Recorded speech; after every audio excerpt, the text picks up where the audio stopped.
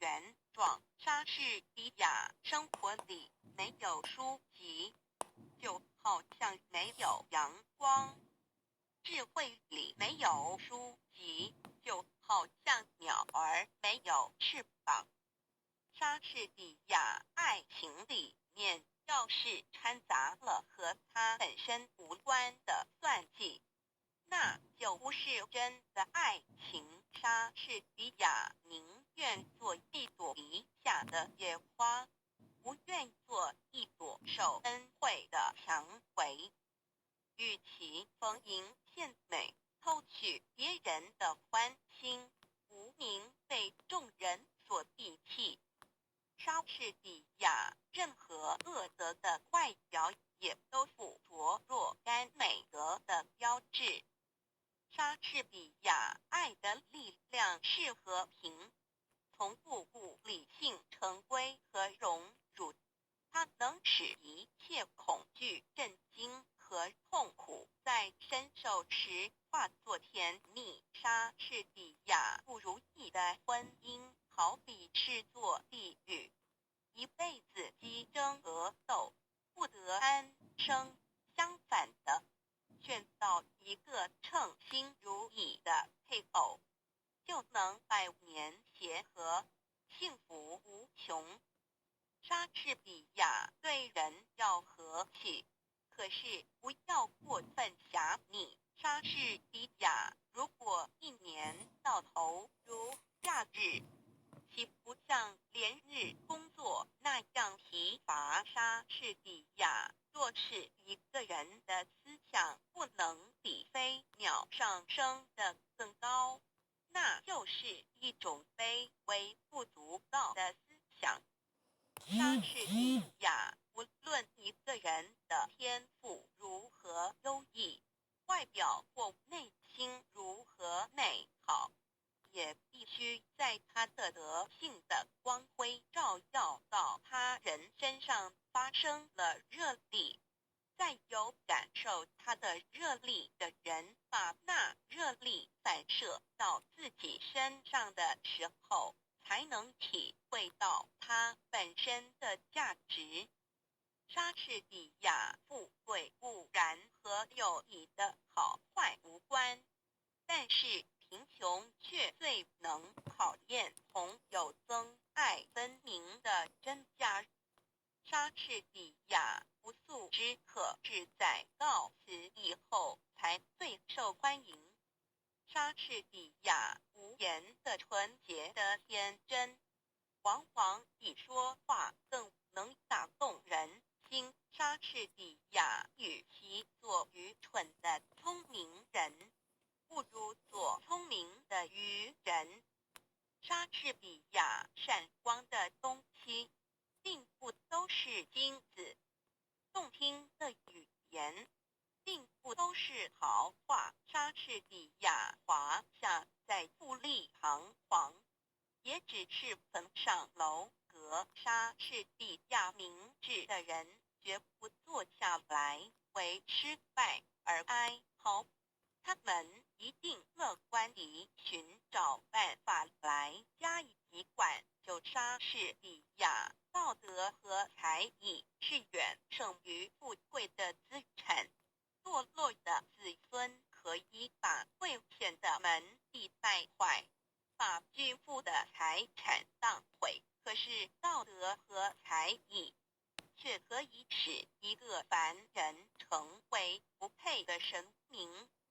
莎士比亚黑夜使眼睛失去它的作用，但却使耳朵的听觉更为灵敏。它虽然妨碍了视觉的活动，却给予了听觉加倍的补偿。莎士比亚自有戏剧以来，他的目的始终是反。莎士比亚充实思想不在于言语的富丽。莎士比亚在时间的大钟上只有2个字：现在。莎士比亚简洁是智慧的灵魂，冗长是肤浅的早逝。莎士比亚千万人的失败，都就是失败在做事不彻底，往往做到离成功上差一步就终止不做了。莎士比亚情欲犹如炭火，必须使它冷却，否则那烈火会把心儿烧焦。莎士比亚对自己不信任，还会信任什么真理？莎士比亚心中充满旋律，能渗透到人们的心灵。莎士比亚，我的言语高高飞起，我的思想滞留地下。没有思想的言语永远不会上升天界。莎士比亚美貌和智慧很少结合在一起。莎士比亚让我指点20个人做人的道理，倒还容易。可是要我做这20个人中间的一个，奉行自己的教训，就没那么简单啦。莎士比亚不要想到什么就说什么，凡事必须三思而行。莎士比亚道德和才艺是远胜于富贵的资产。堕落的子孙可以把贵贱的门第带坏，把巨富的财产荡毁，而道德和才艺却可以使一个凡人成为不朽的神明。莎士比亚人若神经紧张，说东道西，就会犹豫不定，反把事情耽误了。耽误的结果是叫人丧志气连，寸步难移。莎士比亚对人要和气，但不要狭隘。莎士比亚起先的冷淡，将会使以后的恋爱更加热烈。莎士比亚如果要别人诚信，首先要自己诚信。莎士比亚当命运突然改变了心肠，把他的宠儿一脚踢下山坡的时候，那些攀龙附凤之徒本也跟在他后面匍匐批评的，这时候便冷眼看他跌落，没有一个人做他患难中的同伴。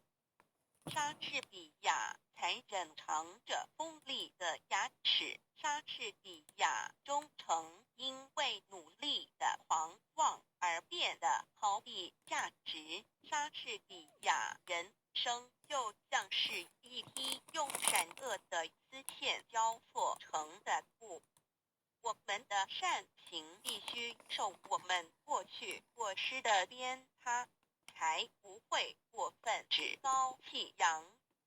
我们的罪恶又赖我们的善行把它们掩盖，才不会完全绝望。莎士比亚，我可以教训20个人，吩咐他们应该做些什么，做这20个人中间的一个，履行我自己的教训，我就要尽谢过敏了。莎士比亚书籍是全世界的营养品，生活里没有书籍，就好像没有阳光；智慧里没有书籍，就好像鸟儿没有翅膀。莎士比